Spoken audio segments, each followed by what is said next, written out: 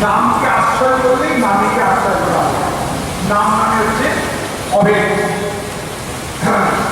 বিশেষ করে কলিযুগে মহাপ্রভু বলেছেন, নাম নামকারী বহুদা নিজ সর্বশক্তি তত্ত্বিকা নিয়মিত স্মরণের কাল একাদশী কৃপা ভগবান মমৈব মৈত্রী ভগবৈব জিনিস নিয়াদের নাম বলে, যার নাম শ্রীকৃষ্ণ তার নামটির মধ্যে তার সমস্ত শক্তিকে অর্পণ করে নিয়েছেন। বলে নিজ সর্বশক্তি তত্ত্বিকা, ভগবান তার নামের মধ্যে তার সমস্ত শক্তিকে অর্পণ করে নিয়েছেন। বলে যে সর্বশক্তি তত্ত্বিকা নিয়মিত স্মরণের কাল, এই যে নাম, এটি যখন খুশি আপনি করতে পারেন, স্মরণ করতে পারেন, কোনো বিধিতে নেই। যখন খুশি যেমন খুশি নাম করাই পারেন। আপনি বিছানায় শুয়ে নাম করতে পারেন, রান্না করতে করতে নাম করতে পারেন, পরিকল্পনা বসে নাম করতে পারেন, আবার বাথরুমে স্নান করার সময় নাম করতে পারেন। নামের কোনো বিধি নেই। কিন্তু একটা কথা কি বলে, নিয়মিত স্মরণ করা। এখন নাম করবো আমি মুখ দিয়ে উচ্চারণ করবো, স্মরণ করে বলে হ্যাঁ, যার নাম আমি মুখেতে উচ্চারণ করছি তাকেই যদি অন্তরে স্মরণ করতে করতে মুখে উচ্চারণ করতে পারি, নাম আর শক্তিশালী হবে। অর্থাৎ আমি যার নাম করছি, অর্থাৎ মন মুখে একজন হবে। আমি মুখেতে যার নাম উচ্চারণ করছি, মনে মনে তাকে স্মরণ করছি। স্মরণ করতে করতে তার নাম উচ্চারণ করতে নাম কত শক্তিশালী, অত্যন্ত শক্তিশালী হবে। অন্যান্য নাম ছিল, সব কিছু নাম ছিল। যেমন সত্যদের কি নাম ছিল, নারায়ণ পরা দেবা, নারায়ণ পরা নারায়ণ পরা মুক্তি, নারায়ণ পরাগতি নাম ছিল। কিন্তু সেই যুগের নাম অত শক্তিশালী ছিল না, কারণ সেই যুগেতে ভগবান তার নামের মধ্যে তার শক্তি অর্পণ করেনি। আবার পরবর্তীকালে মহাপ্রভু কি করে, যার নামের মধ্যে প্রেমের খুব ঢুকিয়ে দিলেন। ফলে নাম একদিকে শক্তিশালী হলো, আবার একদিকে নাম খুব ওই স্বাদিষ্ট হলো, মানে খুব মুখরোচক হলো। এই নাম একটা সুন্দর, যে একবার নাম করতে আরম্ভ করলে আর ছাড় দিতে পারে। তাই কলিযুগের নাম হচ্ছে অত্যন্ত শক্তিশালী। তাই বলে কি, যদি কিচ্ছু না করি, তাই শাস্ত্র বলছে অত্যন্ত দুষ্টস্ব করণীয় কীর্তনাদেব কৃষ্ণস্ব মুক্তসঙ্গ ব্রহ্মণি। বলে কলিকালে কলির মহাদোষ, দুষ্ট কলি, অত দুষ্ট কলির পাপের আগর, কিন্তু তথাপি কলির একটা মহান গুণ আছে। একমাত্র কলিকালে মানুষ কিচ্ছু না করে, সত্যযুগের তপস্যা, ত্রেতাযুগের দাতব্য, তারপরে পরিচর্যা, কিচ্ছু না করে যদি সে কৃষ্ণ নাম নেয়, তাহলে সে সব কিছু লাভ করবে। সত্যযুগে তপস্যা করে যা পাওয়া যেত না, ত্রেতাযুগে দাতব্য করে যা পাওয়া যেত না, তারপরে পরিচর্যা, ভগবানের পরিচর্যা পাওয়া যেত না। বলে কলিকালে শুধুমাত্র এই কৃষ্ণ নাম নিয়ে সেই পতির জীব সমস্ত পাপ থেকে মুক্ত হয়ে গোবিন্দ পাদপদ্ম লাভ করতে সক্ষম হয়। অত্যন্ত দুষ্টস্ব করণীয় মহান কীর্তনাদের অকৃষ্টস্ব মুক্ত সঙ্গ পরমদেব। তাহলে এই নামকে আমাদের আশ্রয় করতে হবে। এই নামকে কখনো মনে রাখবে, কখনো ভগবান ছাড়া হবে না, কখনো ভগবান ছাড়া হবে না। বলে কিন্তু ভগবান কোথায় আমি ডাকতে ধরবো, বলে নাম মানে আপনি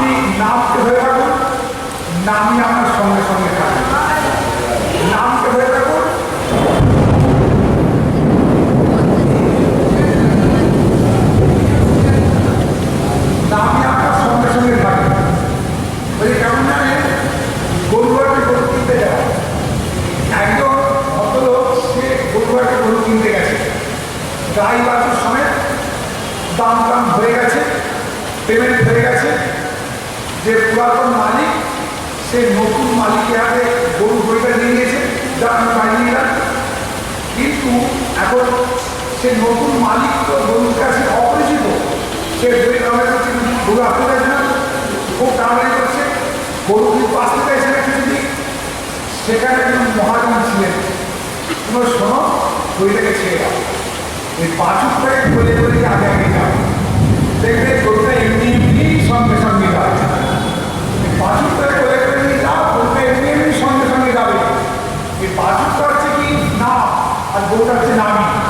তুমি নামকে আস্তে রাখো, নামি তোমার সঙ্গে সঙ্গে রাখো, আলাদা নামি তোমার সঙ্গে সঙ্গে রাখো। তাহলে সেই এই নামকে আমাকে আস্তে করতে হবে, আমাদের নাম আস্তে করতে হবে। কলিযুগে আর কোনো কিছু নেই।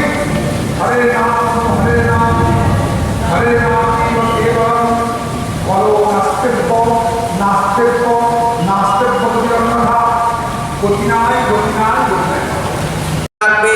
যে ডাকবে সব দুঃখ যাবে তার চলে, সত্য হৃদে প্রভু তোমার মারতি, এ দেহ লুটায় করি অর্চনা আরতি, সব অপরাধ হইও না খোয়াম, চরণে রাখিলুম দয়ার সতে কো প্রণাম, সব অপরাধ হইও না খোয়াম, চরণে রাখিলুম নাথ সতে কো প্রণাম, সব অপরাধ হইও না খোয়াম, চরণে রাখিলুম বিভু সতে কো প্রণাম।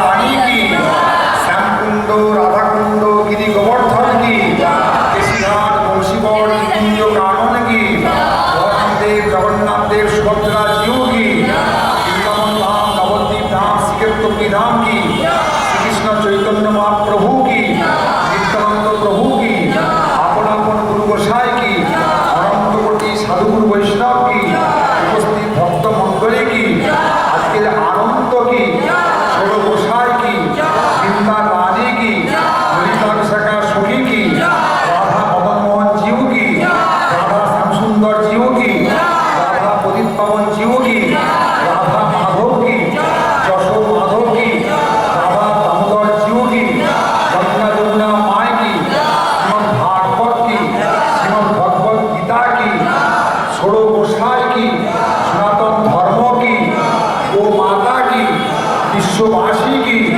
ভুবন মঙ্গলময় হরিনাম সংকীর্তন কি জয় জয় রাধে শ্যাম।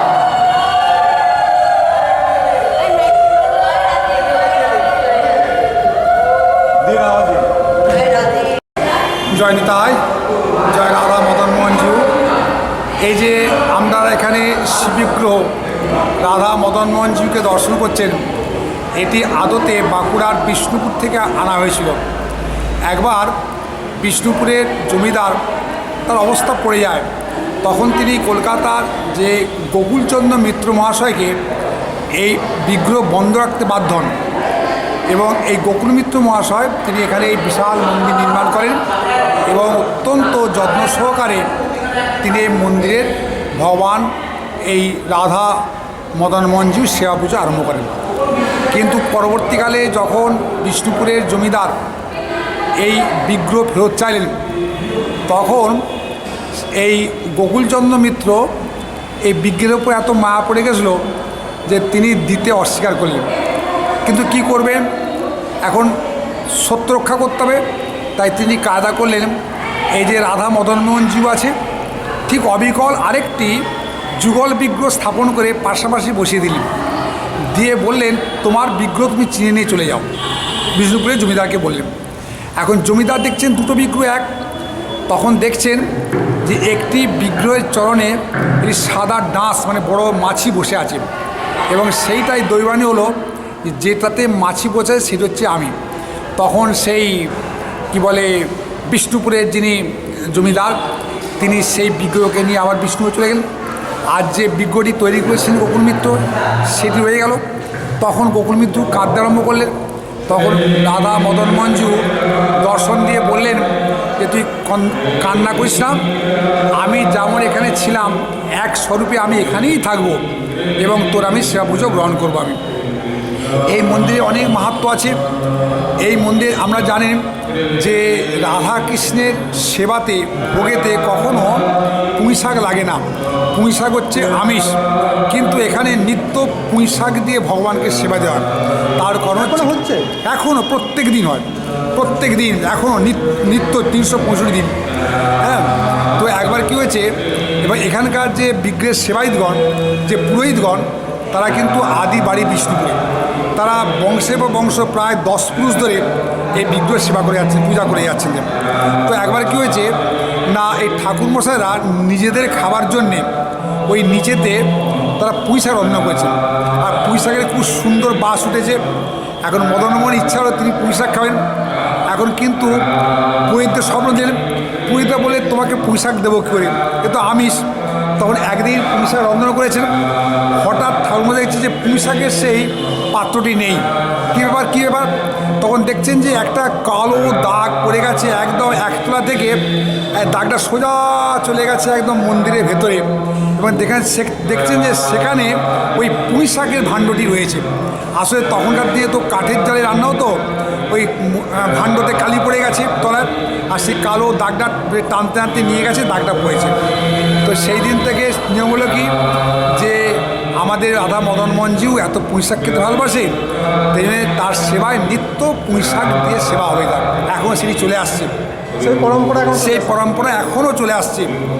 এবং এই যে গোকুল মিত্র ইনি ছিলেন পরম কৃষ্ণ ভক্ত, রাধা মদনমোহনজিউ তিনি একনিষ্ঠ সেবক ছিলেন। একদিন তিনি মধ্যাহ্ন ভোজন করে এই গোকুল মিত্র মহাশয় প্রত্যেক দিন তিনি ওই আলবোলাতে তিনি তামাক সেবন করতেন। আর তামাকটি তার এক চাকর ছিল উড়িষ্যাবাসী, সে তামাকটি মানে রচনা করে তৈরি করে তিনি ওই জমিদারকে দিতেন।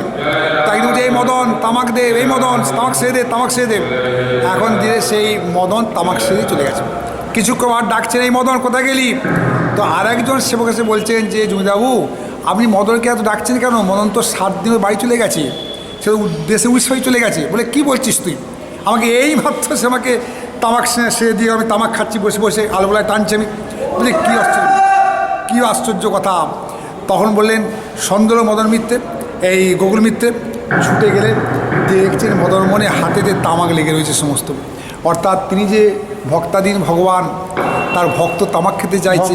তার মানে ভগবান নিজে এসে তামাক, হ্যাঁ, নিজে তিনি চাকর হয়ে তিনি তামাক রচনা করে তিনি মদন মিত্রের হাতে দিয়েছিলেন। তিনি সেই দিন থেকে নিয়ম হলো যে এই বংশে আর কারোর নাম মদন বলে রাখা যাবে না, কারণ মদন বলে ডাকলেই যদি আবার মদন বলে এসে যায়, সেই নিয়ম চলে আসছে।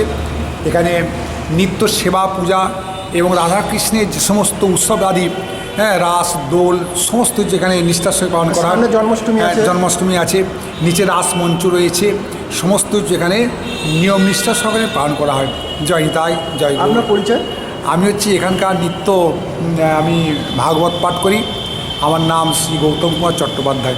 জয় নিতাই। আচ্ছা, এইখানে কি প্রতিদিন ভক্তরা আসলে ভাগবত শুনতে পারবে? প্রত্যেক দিন। এখানে টাইমটা হচ্ছে এখানে টাইম পাল্টায়, বুঝলেন তো। শীতকালের সময় আরও আগে হয়ে যায়। এখন মোটামুটি এখন চলছে আপনার ওই 7টা 15 থেকে 8টা 25, 8টা 25 পাঠ শেষ করতেই হবে। আবার যখন এইটা শীতকাল আসবে তো আরও কমে যাবে, তখন এই 7টা থেকে 8টার মধ্যে শেষ করতে হবে। মন্দির খোলা সকাল বিকেলের টাইম? হ্যাঁ, সকালবেলা যেমন নিয়ম করে 6টার সময় খোলে, আবার 11টায় বন্ধ হয়, 12টায় বন্ধ হয়ে যায়, আবার বিকেল 4টায় খোলে, আবার রাত্রি 9টায় বন্ধ হয়ে যায়। এই নিয়ম চলছে এখানে। জয়।